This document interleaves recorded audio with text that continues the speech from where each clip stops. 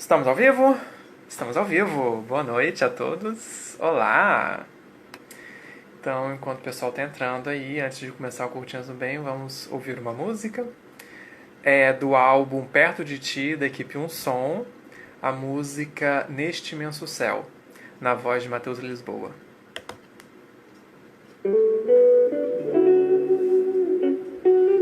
Oi, Zunara, boa noite.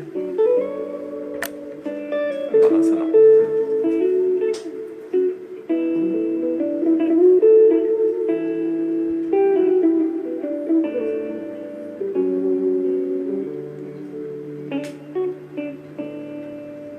E quando você se sente só, e apesar de tudo acreditar que o medo é maior, nunca se esqueça, ele sempre te conserva o melhor. E quando a vida está amarga e te afasta do querer, eu sei você deseja cessar teu sofrer, mas não se esqueça, Deus está sempre com você. E você só Vanessa entrou, seja precisa bem-vinda. chamar.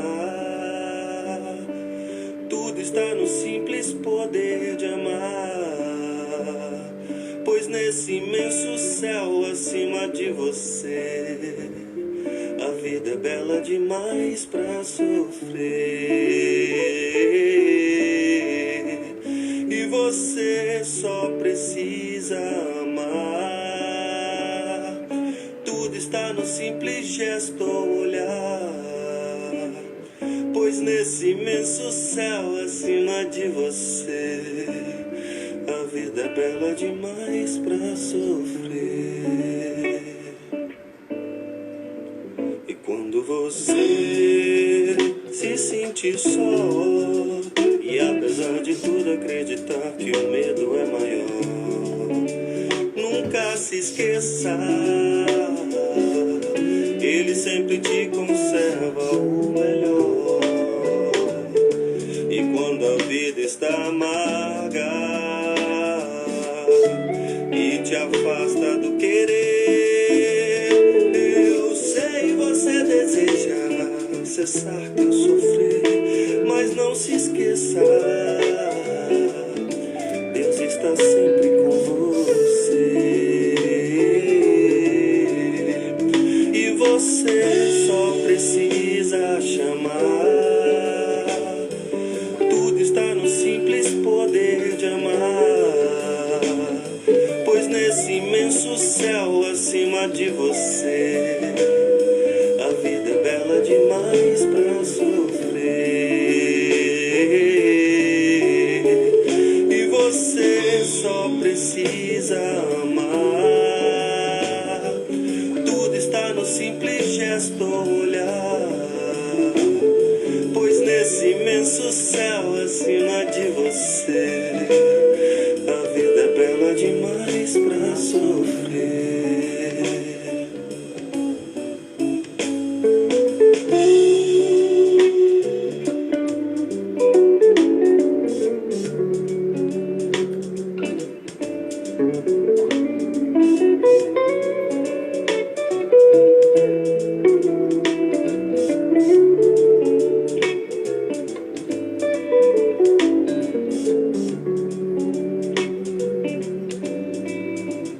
E nesse instante,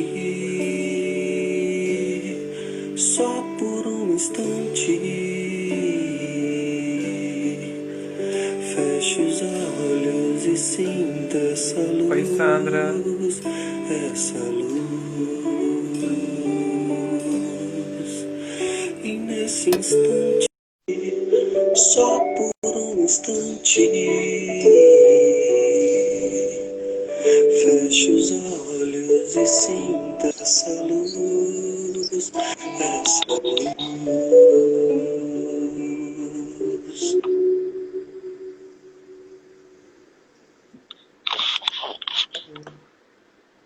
Ah, essa música é linda demais. Estamos combinando! Camisa bordô É verdade. 10. Coragem. Aí, Precisamos, né, tô com amigo? indispensável amar. Fazendo propaganda que desdobra de DMS. Legal. Pois é, né? Tamo junto. Tamo junto, tamo junto. Boa noite a todos, sejam todos muito bem-vindos para mais um Curtinhas do Bem da Sejap. É um prazer enorme ter todos vocês aqui e um prazer enorme estar com você aqui, Jordão, também. Muito obrigado por ter aceito o convite para a gente Eu que agradeço o convite. conversar. Para quem não conhece o Jordão ainda, ele é trabalhador da Fraternidade Espírita Jardim Camburi, né, daqui de Vitória do Espírito Santo, e nós trabalhamos juntos no Movimento Espírita Juvenil daqui do estado. E é isso aí, Jordão, tamo junto. E o É isso tema aí, de tamo hoje... junto. Isso aí. Hoje, eu e o Jordão vamos conversar sobre conflitos, baseado, como sempre, em uma lição do livro Vida Feliz, de Joana de Ângeles. Na lição 23, a mentora vai nos ensinar o seguinte: evita as contendas, sempre inúteis. Entre contendores, a razão é sempre de quem não se envolve em discussões infrutíferas. Nessas lutas verbais e alterações violentas, surgem males de difícil reparação. As palavras que a ira põe na boca do altercador raramente expressam o que ele pensa. Traduzem-lhe o estado de desarmonia e a necessidade de esmagar o antagonista. Esclarece com calma e argumenta serenamente. Se o outro não leva em consideração os teus conceitos, silencia e entrega-o ao tempo, que a todos nos ensina sem pressa. Uma valiosa mensagem na lição da mentora Joana de Ângeles, principalmente um tempo nesse nosso, que conversar com quem pensa diferente da gente está tão difícil, né, Jordão? Como que a gente faz isso? Demais. Então, eu tenho refletido muito desde que a gente conversou sobre essa lição. Eu acredito que a primeira coisa que a gente tem que ter em mente é tirar da cabeça a ideia de que conflito é problema. Uhum. Tirar da cabeça a ideia de que embates é problema. São problemas. Por quê? Onde houver espírito encarnado ou desencarnado, haverá embate. Inclusive no movimento espírita. A gente pensa diferente muitas vezes e está tudo bem em pensar diferente. Eu acho que a grande questão é a gente começar a trabalhar essa aceitação dentro de nossos corações. Eu penso que passa muito por aí. Porque o diálogo ele é fruto de quando a gente aceita que o mundo é feito de ideias e valores diferentes dos nossos. E no mundo imperfeito como é a Terra, ainda a gente naturalmente vai ter que lidar com isso por muito mais tempo. Uhum. Sem dúvida. O grande questão aqui, eu acho que a mentora nos convida à reflexão, é como realizar esses embates, esses conflitos, esses diálogos. Porque o diálogo realmente ele é essencial para a nossa sociedade. E nós precisamos viver em sociedade, vide a lei de sociedade, que a doutrina espírita nos ensina. Mas a questão está justamente no como. Qual é a orientação que a Joana traz para a gente, da gente como fazer este diálogo, Jordão? Eu penso, pela minha interpretação aí do texto, é que a Joana ela nos traz uma reflexão em primeiro momento. A gente precisa saber do que está falando. E precisar saber do que está falando é educação da razão. É educação da nossa racionalidade, da nossa profundidade naquele tema que estamos conversando. Ou pelo menos saber mais ou menos quais são os fatos para que a gente possa emitir a nossa opinião. Mas eu penso também que junto com essa pergunta que você colocou, como lidar, vem também a questão como estou me sentindo diante das diversas contendas da minha vida. Porque em qualquer lugar que eu estou inserido, seja no trabalho, na faculdade, na casa espírita, haverão divergências de opiniões. Sim. Só que a Joana ela está mais preocupada, além da nossa razão bem educada para o debate, para o embate natural de uma democracia, no nosso equilíbrio emocional. Então, eu acho que uma chave essencial para a gente entender quais instrumentos a doutrina espírita nos oferece para lidar com isso é a caridade moral, precisamente. Não, sem dúvida. Inclusive, ela chama a atenção aqui de um sentimento muito comum, principalmente nos dias de hoje, que é a ira. Nossa, Né? Que quando a gente se demais. entrega à ira, muitas vezes a gente acaba falando coisas que, inclusive, a gente não sente, mas naquele movimento desse sentimento não muito positivo. Né? Então, eu acho que a gente tem que começar a desenvolver um sentimento de como receber, ouvir opiniões diferentes da nossa sem nos entregar à ira. É um desafio bem grande, não é? É um desafio bem grande, sabe por quê? Principalmente nesse tempo em que a gente está discutindo muita política, graças a Deus a gente está discutindo política, Sim, sim. a gente tem que repensar o seguinte, porque a política ela não é simplesmente o candidato A, B, ela não é simplesmente o projeto político de país A ou B, que muitas vezes são inconciliáveis. Muitas vezes ela ocorre simplesmente aqui, a gente está fazendo política no debate, na conversa. E quando a gente fala disso, a gente está falando da nossa emoção, das nossas paixões. Porque quando a gente defende um projeto, defende uma ideia, a gente não está defendendo apenas essa ideia unicamente falando. A gente está defendendo aquele valor íntimo que a gente tanto protege e tanto se importa. Mas só que como nós somos seres imperfeitos ainda, a gente precisa compreender que nem sempre esses valores são muito adequados, nem sempre a nossa forma de enxergar o mundo é realmente a forma melhor de enxergar. Porque, por exemplo, apesar de ter convergências, o meu mundo ideal não é o mesmo mundo ideal que o seu, Luiz. Eu acho que, primeiro, aceitar isso é um passo. Segundo, aprender a ouvir. Porque a gente está vivendo um momento muito de gritos, todo mundo está gritando para todo lado. Inclusive, as pessoas querem ter mais razão que a outra, e mesmo quando tem razão, elas ainda querem impor essa razão sobre o outro. Eu acho que o perigo mora aí, porque a gente está falando de orgulho e vaidade, não está mais falando de racionalidade.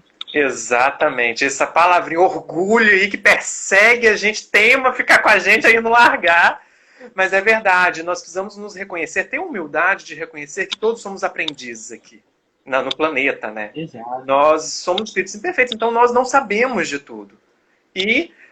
Mas temos nossas opiniões naturais, né? Porque temos uma visão, né, de tudo que nós trouxemos de vidas passadas e dessa vida que nós vivemos. E por causa desse nosso histórico, dessa vida e de outras, a gente vem construindo o nosso ponto de vista. Então todos nós temos um ponto de vista.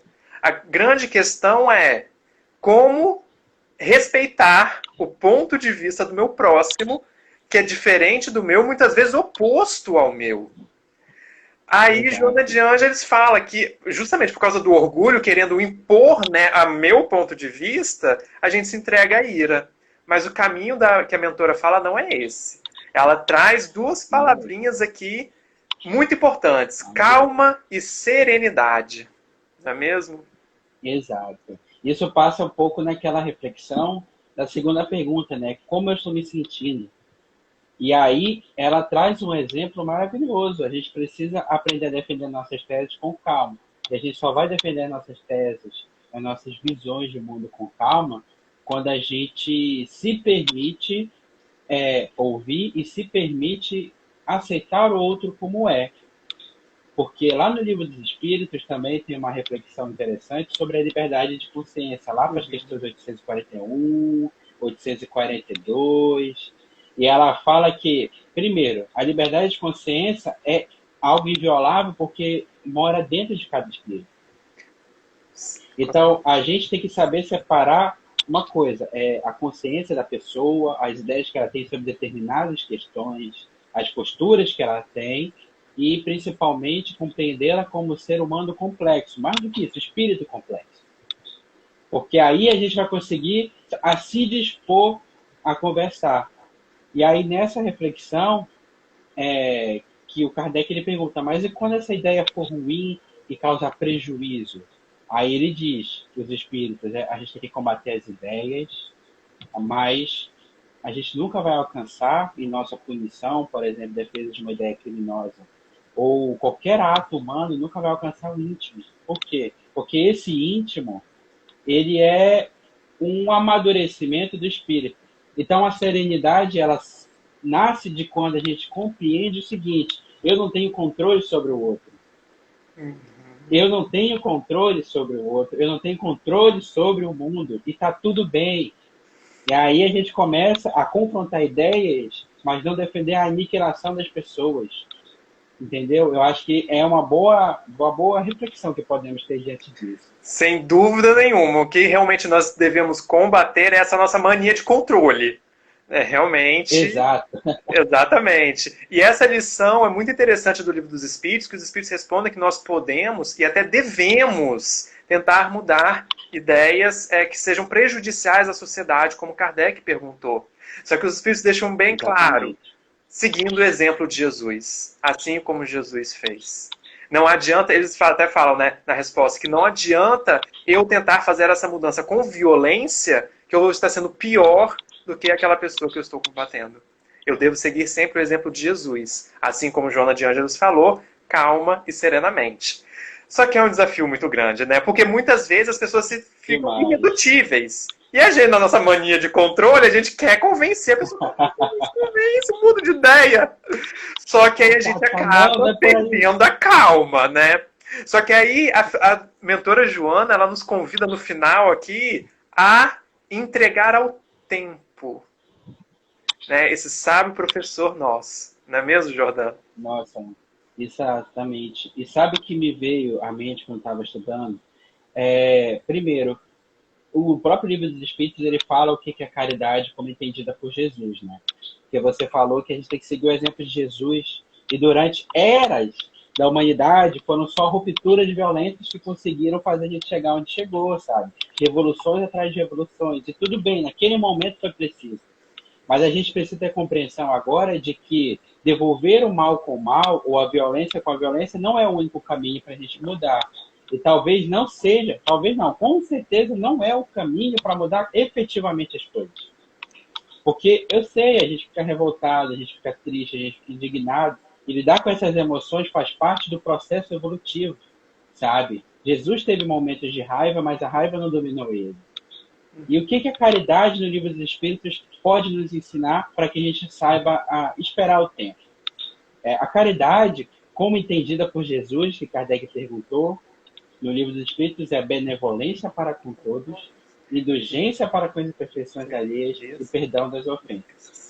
E sabe o que significa isso? Eu fui procurar o dicionário rápido. A benevolência é o seguinte, é boa vontade com os outros, e é uma boa vontade amorosa.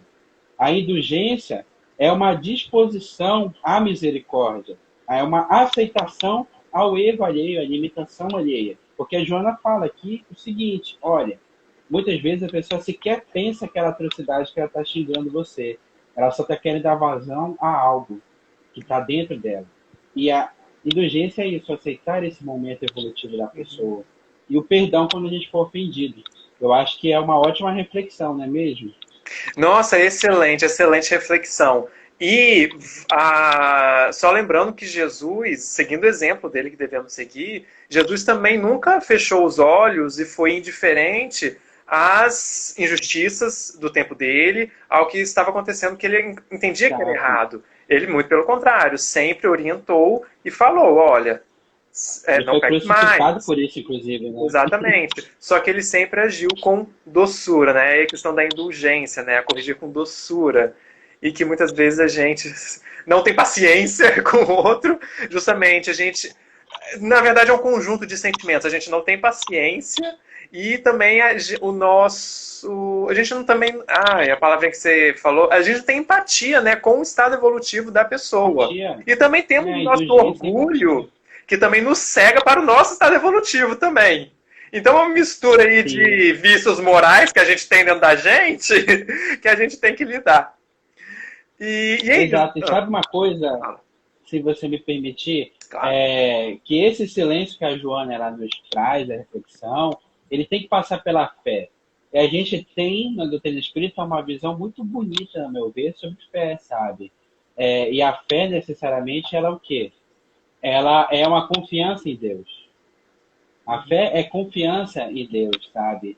E os Espíritos, eles trabalham isso no Evangelho, que quando a gente aprende a confiar em Deus, surge daí a necessidade de praticar caridade, e a caridade moral, como nós estamos falando, e também a questão da espera, né? A esperança como uma virtude ativa, não uma virtude passiva.